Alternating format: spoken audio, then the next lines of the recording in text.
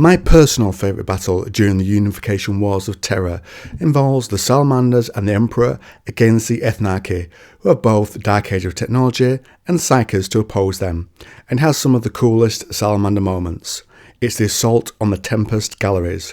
What proto-men of iron do the Astartes face? How do the Salamanders come to live by their name? And what powers the fields that stops the Emperor getting in to face the Ethnarchy more conventionally?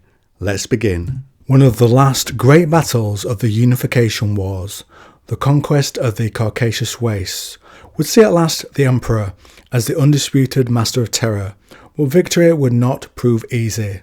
The mutated eugenicist oligarchy who ruled the wastes presented the Emperor's forces with one of the most difficult challenges they faced in open warfare.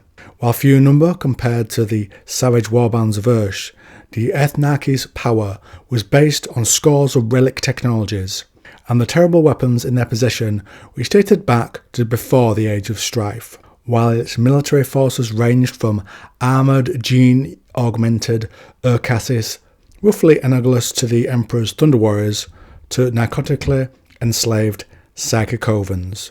The Ethnarchy's strongholds were concealed kilometres deep beneath the hollowed-out mountains of the wastes and shielded from attack from above by near-impregnable power field webs.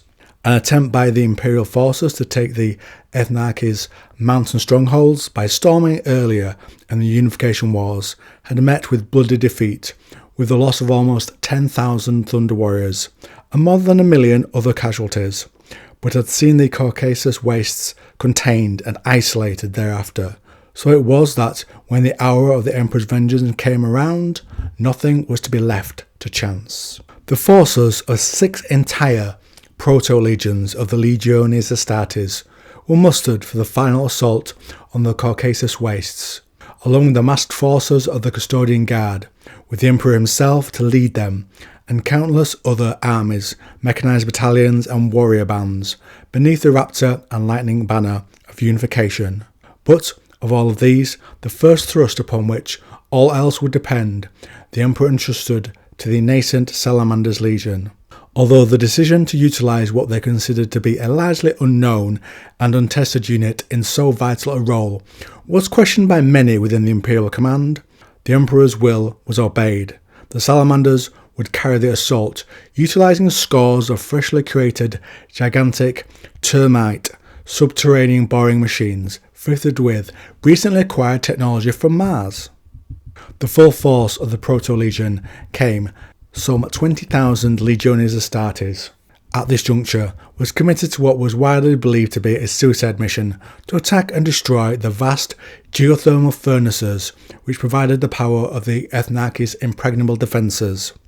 These were housed far below even the subterranean strongholds, and known of only through ancient legend, in a 100-kilometre long string of vast artificially created caverns, known as the Tempest galleries, for the incessant storms of flames and electromagnetic force which bled from the ancient and little understood relic machineries. Their specially modified power armour, camouflaged in striated patterns of sulphur yellow and sable black, the Salamanders saluted the Emperor and calmly mounted the untested Martian engines and pierced the dark earth and rock at the edge of the wastes, disappearing into a deadly and unknown world. Soon all signals were lost, and not even the power of the Imperial psychers could penetrate the turbulent depths to maintain contact with the assault force. Hours stretched into days, and days became weeks. The Emperor was pressed by his commanders to take action, and it is said that the Emperor silenced them and replied, "They shall not fail me. They will return from the fire. Thus it shall ever be." Reports claim that moments after the Emperor spoke, great tremors and earthquakes shook the region. In their wake, the power webs that had for so long shielded the wastes failed, and the full force of the Emperor's wrath fell upon them to their utter destruction. The last Ethnarch was dragged in chains to the prison of Kambat Maru, and the buried secrets that had been his strength were taken by the now uncontested master of terror. Of the fate of the Salamanders, nothing was known until the closing days of the campaign, when far from the wastes a long dormant volcano, shattered, and one of the termite machines hauled itself from the rubble, carrying just over 1,000 survivors from the Salamanders. The task force after action reports were immediately analysed by the Imperial command structure, and had they not been accompanied by supporting evidence and hololithic records, it is likely that they would have been greeted with disbelief. Almost 4/5 of the task force had survived the journey to their objective, the rest being destroyed by the plethora of environmental hazards, crushed like eggshells between grinding tectonic plates, or incinerated by seas of magma when their shielding failed. Those who breached the lined caverns of the Tempest galleries found a strange, imprisoned world, as alien as anything the Great Crusade would see among the stars. Vast, kilometre-high spindle machines turned over caged seas of molten metal drawn from the planet's very core, spewing forth coronas of blinding lightning, while suspended on silicate webs across which unfathomable and inhuman machines scuttled like spiders.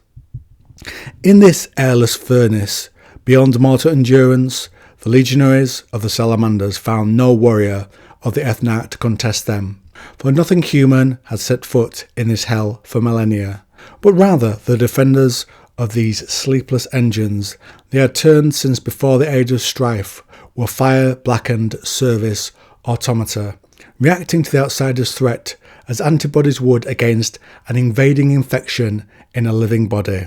Incredibly strong and built to withstand the ravages of the firestorm that surrounded them, each would have overmatched battle automata of the Mechanicum of its size and power, being products as they were of mankind's ancient past. There were thousands of these Tempest automata, and all turned to attack the Salamanders. Neither plasma nor melter weapons could breach their armour, while mortar shells rippled across them like rain. Only massive kinetic force, applied at close range against their articulated joints, was able to disable them, a lesson that cost the Salamanders hundreds of lives to learn, as they were forced into a running battle of attrition with the relentless machines, and cut off when many of their termite carriers were targeted and crushed by the colossal articulated, toothed metal spheres used by the ancient workings to tunnel and expand the galleries. The Salamanders held out with a mixture of stoic resilience and suicidal fury, maintaining discipline, order, despite the onslaught as a whole, while individual legionaries hurled themselves willingly to their deaths to grapple with the killing machines, so that they might be destroyed and their brothers' lives saved. Fighting now for survival from gallery to gallery, they collapsed tunnels and severed the silicate webs behind them to impede their pursuers and buy themselves time. But their casualties were huge, with thousands having perished within the first dozen hours of the conflict. But the precious time they had, purchased with blood, however, will be spent well by the survivors. For it would be neither the Legion's immense resilience nor its willing artifice that would see them victorious, but their intellect, their intelligence, showing the aptitude for technology and craft for which they would become justly famed. They began to first use the wreckage of the attacking machines and the heavy machinery that surrounded them as salvage to repair and augment their own expended war gear, and soon this escalated to tearing from the automatons their central control systems and repairing them sufficiently to be sent crashing back into their own ranks as mindless berserkers. This proved only the start. Power conduits were redirected and machine death traps created. Cyclopean lightning rods conducting the power of the howling electromagnetic corona above were fashioned into improvised harpoon weapons to burn out the hearts of the largest machine beasts. Rivers of molten metal redirected into service tunnels. Atomantic chambers compromised to detonate like miniature suns, shattering engines that had endured for tens of thousands of years. Soon something like a stalemate had been achieved, but at a terrible cost. Less than a third of the Salamander's original number remained. The body of the vast system had been badly wounded, but a mortal blow was not yet struck. In the inaccessible deeps, the ancient machine spirit that bound the Tempest galleries together was manufacturing fresh soldiers for its cause, and that was something the legionaries Astartes could not match. Realising this strategic reality, the Legion hatched a plan to commit its forces to a single coherent attack and destroy. The plan was to attack and cripple the central power transmission node in the largest of the chambers yet discovered. The reasoning behind that, even if the vast generator spindles were not put out of action, it would successfully interrupt the flow of energy to the defences far above. A two-pronged assault strategy was devised. The 1st Division would mount a series of divisionary attacks at other locations to confuse the enemy. Once this was underway, the 2nd Lardish Division would assault the power node. It was assumed that while survival was in many ways unlikely, death for the central assault force would be certain.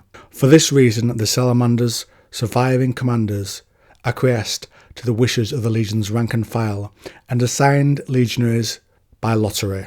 Not because they had no volunteers for the main assault force, quite the contrary, but because it was the fervent wish of all to take part. When the assault came, the legionaries thundered from their holdouts and defensive redoubts, many armed with improvised power fists and thunder hammers, shock cannon and cutting saws fashioned from the shattered remains of fallen Tempest automata.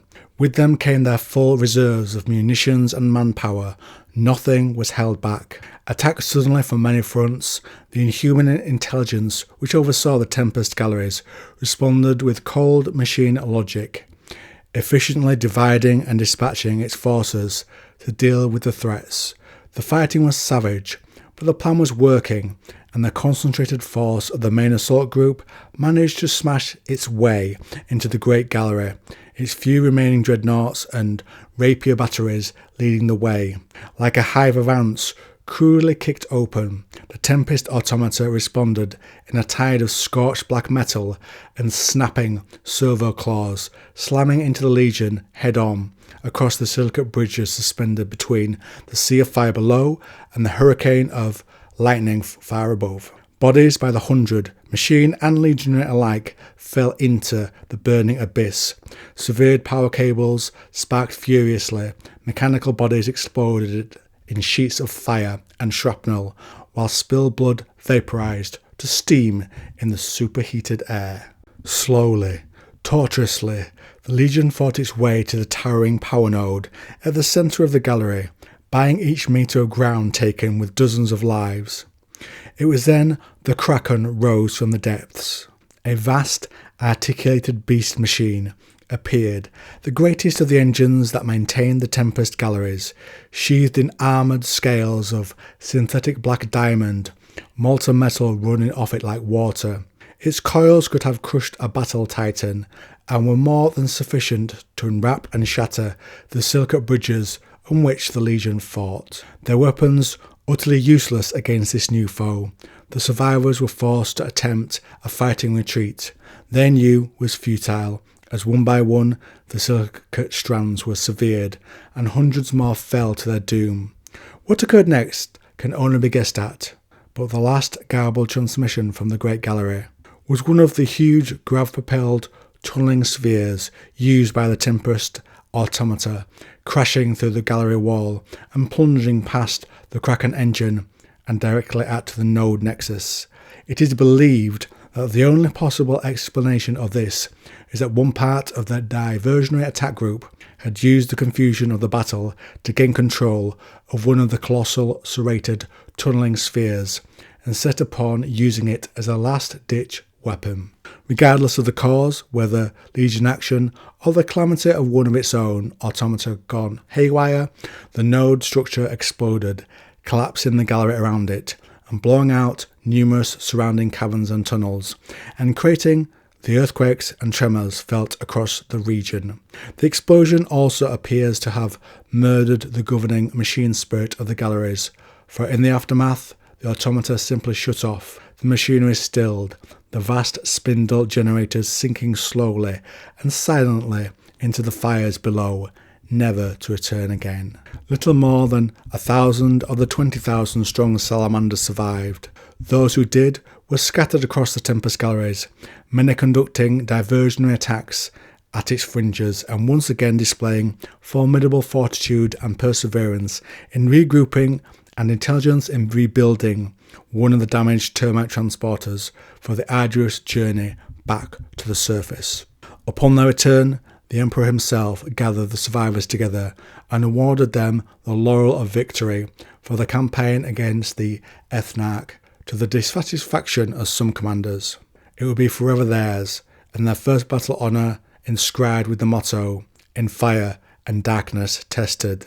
This was to prove prophetic, and the action of the Tempest galleries a high bar indeed for the Legion's prowess, and a standard of sacrifice and victory against the odds that would prove a punitive taskmaster for the Legion in the early years of the Great Crusade.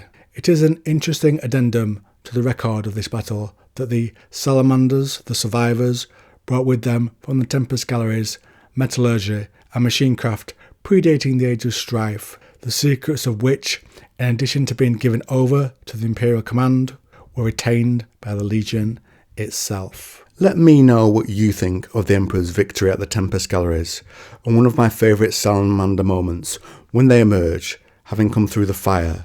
Be sure to comment and let me know, and if you like this video on the Unification Wars, why not try this one?